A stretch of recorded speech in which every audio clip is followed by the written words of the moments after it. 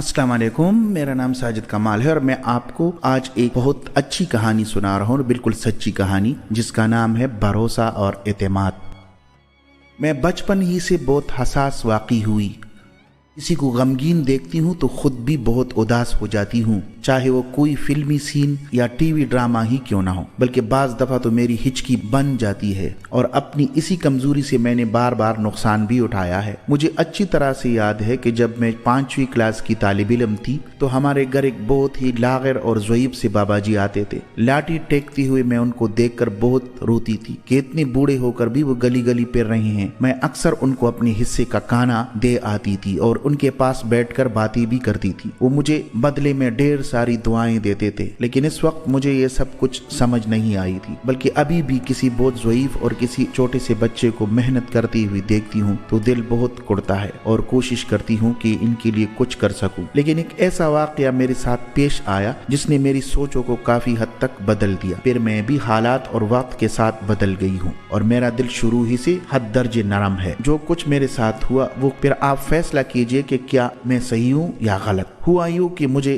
कुछ शॉपिंग करनी थी, अपने लिए, अम्मी के लिए और अपने बच्चों के लिए। मेरा 5 साला बेटा बहुत दिनों से साइकिल की जिद कर रहा था। मैंने सोचा चलो आज मैं सारे काम निपटाती हूँ। मैंने अपना प्रोग्राम इस तरह बनाया कि सारी शॉपिंग कर लूँ, आखिर में साइकिल ले लूँ ताकि इसको लेकर फिर ना पड़े, क्योंकि वो एक बड़ी चीज है और किसी शॉपर में नहीं आ सकती। इस बात पर अमल करते हुए मैंने सारी शॉपिंग कर ली। अच्छा खासा अमाउंट खर्च हुआ था। मेरे हाथ में 4-5 शॉपिंग बैग थे जिनको संभालना बड़ा मुश्किल हो रहा था और काफी टाइम भी हो गया था। भूख प्यास दोनों ही लगनी शुरू हो गई थी। खैर मैंने रिक्शा रुकवाया। जिस रिक्शे को मैंने रुकवाया उसको एक अच्छे खासे ज़ईफ़ से इंसान चला रहे थे। मुझे उनको हस्बे मामूल देखकर बड़ा दचका लगा, क्योंकि वो खासे कमजोर और लाग़िर दिखाई दे रहे थे। ऐसा लग रहा था कि ना जाने कब से खाना नहीं खाया है। पेट भरकर उनको देखकर मैंने पहले ही सोच लिया था कि मैं इनको ज्यादा किराया दे दूंगी। ये सोचकर मैं उनके रिक्शे में बैठ गई, साथ में सारे शॉपिंग बैग भी रख लिए। रिक्शे में बैठती ही मुझे भूख प्यास ने शिद्दत से सताना शुरू कर दिया। मैंने एक बर्गर वाले की शॉप पर रिक्शा रुकवाया। उस बर्गर के साथ गन्ने की जूस वाला भी था। जब मैं बर्गर का ऑर्डर देने लगी तो ख्याल आया कि बाबा जी यानी रिक्शे वाले को भी खाना खिला देना चाहिए। ये सोचकर मैंने बाबा जी से कहा आप भी कुछ खा लें। तो कहने लगे मेरे पास इतने पैसे नहीं हैं, जब मैं शाम को घर जाऊंगा तो चटनी रोटी खा लूंगा। मैंने कहा अरे बाबा जी आप खा लें, पेमेंट मैं करूंगी, आपने जो भी खाना है खा लें। फिर शायद उन्होंने कबाब रोटी की फरमाइश की, क्योंकि बर्गर वाले के साथ कबाब रोटी का होटल भी था। कबाब रोटी के साथ उन्होंने लस्सी का ऑर्डर दिया, जो कि मैंने मंजूर करके उसकी भी पेमेंट कर दी। मैंने अपना बर्गर खाकर गन्ने का जूस पीकर खुदा का शुक्र अदा किया और अपने साथ में अपने अंदर एक अतमानियत सी महसूस करने लगी कि मैंने किसी भूखे को खाना खिलाया सिर्फ अपने रब की खातिर, शायद वो मुझ गुनाहगार से राजी हो। आप सोच रहे होंगे कि लो ये कौन सी कमाल की बात है, ये तो कोई भी कर सकता है, लेकिन असल बात तो आगे चलकर शुरू होगी, फिर आपको भी अफसोस होगा। खैर खाने पीने से जब फारिग हुई तो मैंने बाबा जी से कहा अब आप मुझे लाइट हाउस साइकिल मार्केट ले चलें, फिर वहां से साइकिल लेकर आप मुझे घर छोड़ दीजिएगा। बाबा जी ने कहा क्यों नहीं बेटी, तुमने भी तो मेरा पेट भरा है, मैं भला अपनी बेटी को घर क्यों नहीं छोड़ूंगा। यह कहकर उन्होंने रिक्शा साइकिल मार्केट की तरफ मोड़ दिया। 10 मिनट के बाद हम साइकिल मार्केट में मौजूद थे और हाँ, उनको जब मैंने खिलाया तो मुझे अपने अंदर बड़ा सुकून महसूस हुआ कि मैंने नेकी की है। और सच्ची बात तो यह है कि इंसान जब कोई नेकी खास खुदा की रजा के लिए करता है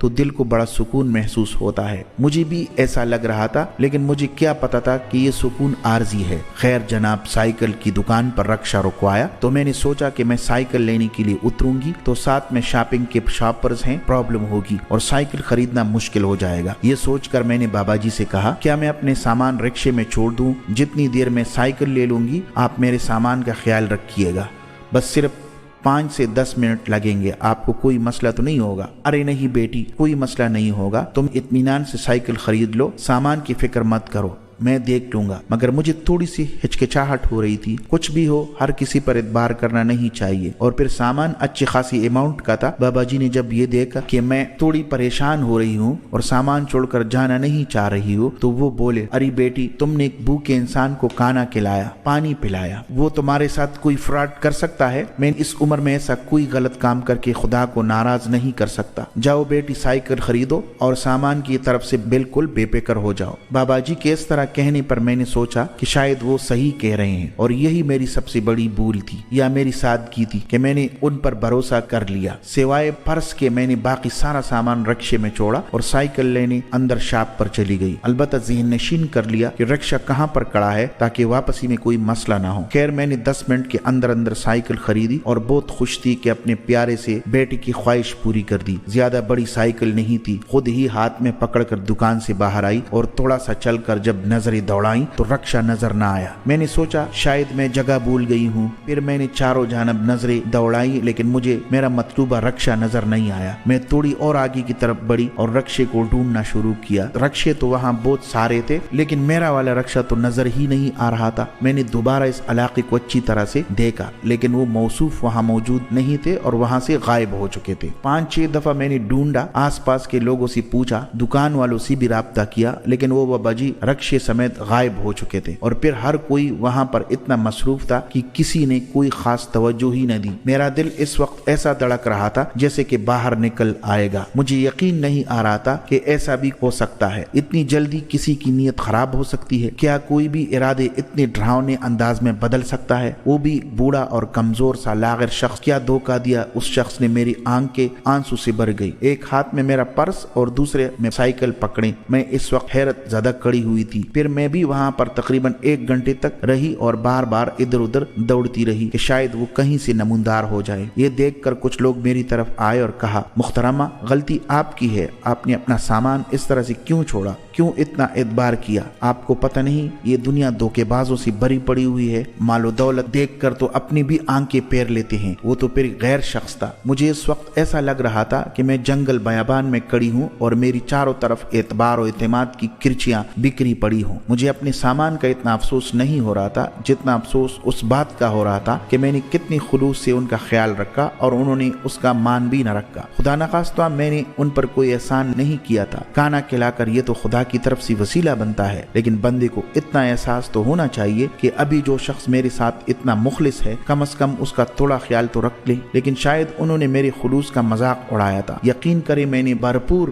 खुलूस और चाहत के साथ उनकी ज़ईफ़ी का ख्याल किया था और उन्होंने किस तरह से मुझे जल देकर बेदबारी की दीवार कड़ी कर दी। मेरा मान एक चनाके के साथ जमीन बोस हो गया था। मेरे कदम एकदम से बहुत भारी हो गए, दिल डूब सा गया। ढीले हाथ पैरों के साथ दूसरा रिक्शा रुकवाया और बहुत ही रूहान से अंदाज के साथ रिक्शे में सवार हो गई। चेहरा बिल्कुल जर्द हो गया था। सोच सोच कर दिमाग शल सा हो गया। जब रिक्शे वाले ने बार बार पूछा कहाँ जाना है तो मैंने गायब दिमागी के साथ अपने इलाके का पता बताया और रिक्शे से टेक लगाकर बैठ गई। बार बार आंखों से आंसू गिरते रहे। सारे रास्ते आंसू को खुश्क करती रही जो कि रुक ही नहीं रहे थे। अपने हाथों को देखा जिनमें कुछ देर पहले कितना सारा सामान था, अब वही हाथ तकरीबन खाली से थे। कितने अरमान से मैंने अपने बच्चों की शॉपिंग की थी क्योंकि मैं बाजार बहुत कम जाती हूँ और जब जाती हूँ तो काफी शॉपिंग कर लेती हूँ। मेरा बाजार जाना बहुत कम होता है लेकिन अब तो लग रहा था शायद अब कभी भी ना जा सकूं क्योंकि मेरे साथ ये पहली मर्तबा हुआ था। इसलिए सब्र जरा मुश्किल से ही आ रहा था कि रिक्शे में पर लग जाएं और एक लम्हे में घर आ जाएं।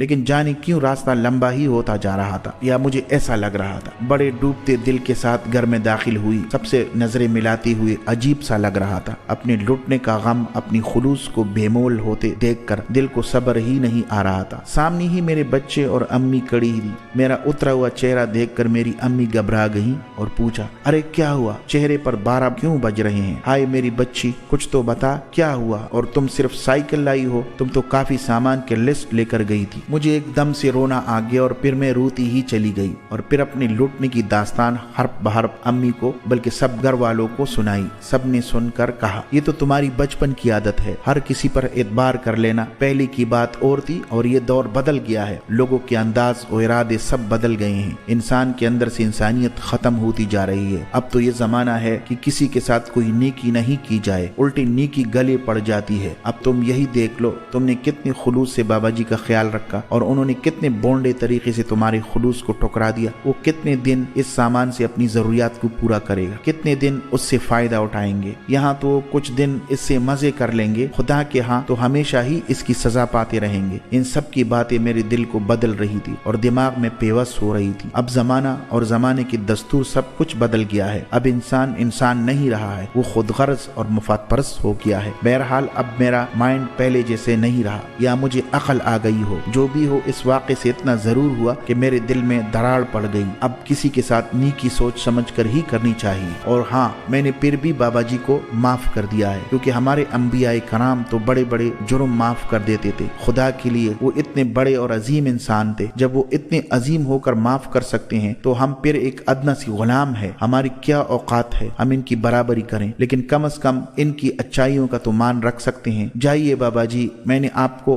अपने बच्चों के सदक़े में माफ किया, खुदा भी आपको माफ कर दें। आमीन।